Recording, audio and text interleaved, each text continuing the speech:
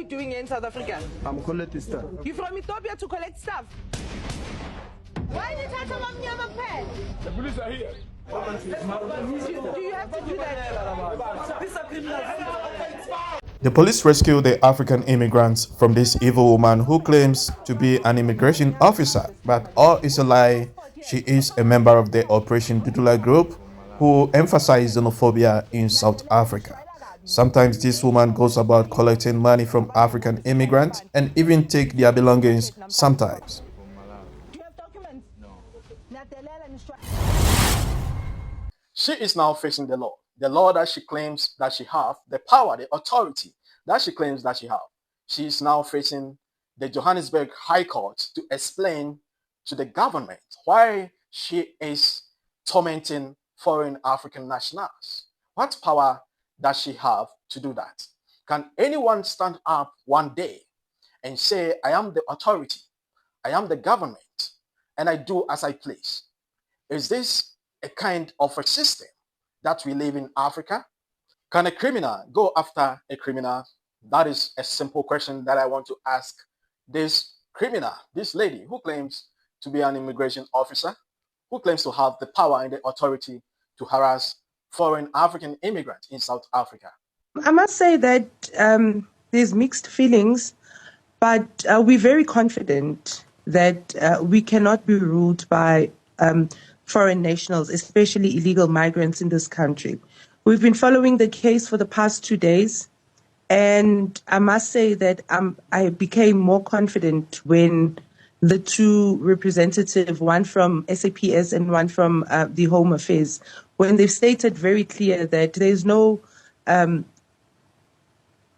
bond that we have with them, but rather in every time when we go do operations, because we are an organization that wants to do things within the confines of the law. So every time when we do our operations, we go and apply for the likes of Section 205 and make sure that we do have police visibility within our operations. I think that's what the applicant doesn't understand, is that we do apply because we respect the laws of this country. So we do go and apply. That's why they'll see police visibility in our operations. But I must say that we cannot be silenced. I said this, and I know it became another threat today when we started at court, that I had tweeted that we will not be silenced. I mean, the voices of citizens cannot be silenced because of people feeling that we are harassing them. Can I wake up one day and come to your house and claim that I have power over your wife? Can I come to your house one day and claim that I have power to take your foodstuffs, to take your groceries away from you? What kind of a system is this? Even the founder of the Operation Dudula group himself is no longer with them, because he says they are going beyond the rules and regulations that is said to abide that particular group. He says they were tormenting people who even have documents. It's like we are locals and we don't want anyone to be among us, which no law in the world emphasizes this act, this black on black hate, this barbaric act, this inhuman act.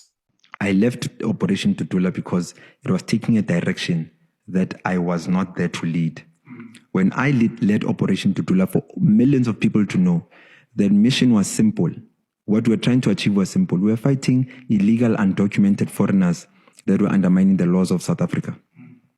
Now, when the evolution or revolution, depending on how you want to see it, started moving to fighting all foreigners, I said, to hell with that. Even the president himself, Cyril Ramaphosa, I have enough respect, maximum respect for this man, because no one is perfect, but sometimes he set the record straight.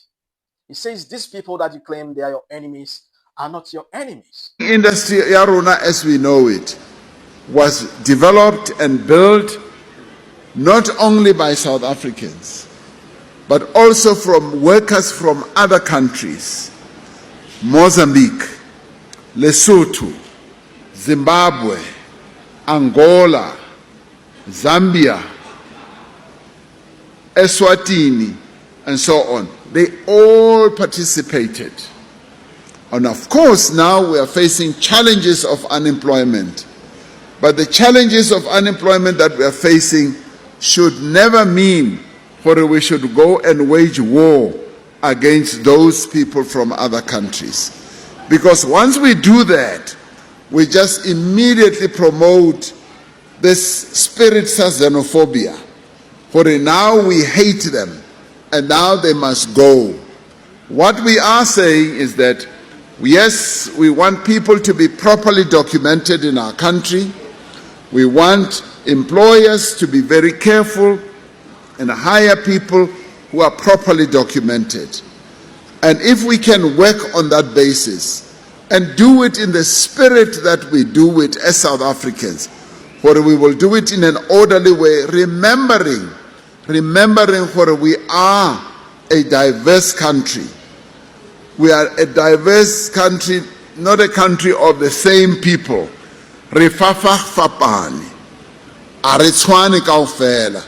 And we came from different places. And so therefore, we must embrace one another and work together.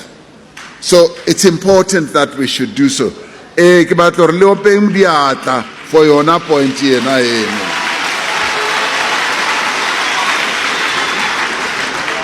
So that is why, Kerry, those who are setting up the organization saying, Bo Dudula, Bo Mangmang, that is contravening the law. We cannot allow a situation where we are going to get people who will embark on vigilantism. This is something that I want my black brothers and sisters, my African brothers, aunties, cousins in South Africa to know, that I am not your enemy and you are not my enemy. We are of the same gen, we are the black race, we are brothers and sisters. I don't own the 90% economy in South Africa. The ones who owns the 90% economy of South Africa is the white minority who represents only 10% of the population. The one who owns businesses and factories, 80% in South Africa, is the white minority. The one who owns the land, 90% of the land, is the white minority. I don't own you anything. I don't have anything for you to hate me. I've not taken anything from you. What have I taken from you? Nothing. What is wrong? We got to find out what is really wrong here. If you claim that these African brothers and sisters, these African immigrants are taking your jobs, which kind of job are they taking from you? Are the salons that they are operating yours? Which kind of job? The poor woman from Mozambique, the poor woman from Zimbabwe, who is selling tomatoes, vegetables by the roadside for survival to put food on the table for her kids. Is she taking your job? What has she done? What is her crime? The person who employs African immigrants in their company is not a person who looks like me. It's the white people who employs them in their factories, in their companies, and that businesses are for them. It's not for me. It's not for your black brother. So go and ask those white people why they employ the African immigrants. I think they got some explanations for you. Don't hate your African brothers and sisters. It is inhuman. It doesn't make sense. It is barbaric. But there's this logic that I have noticed about people who hate black African immigrants. They are the less educated people. People who are highly educated knows that this is not right.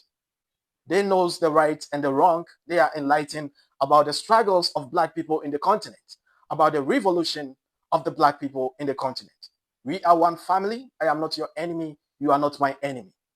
What makes you think that I am your enemy? Drop it at the comment section.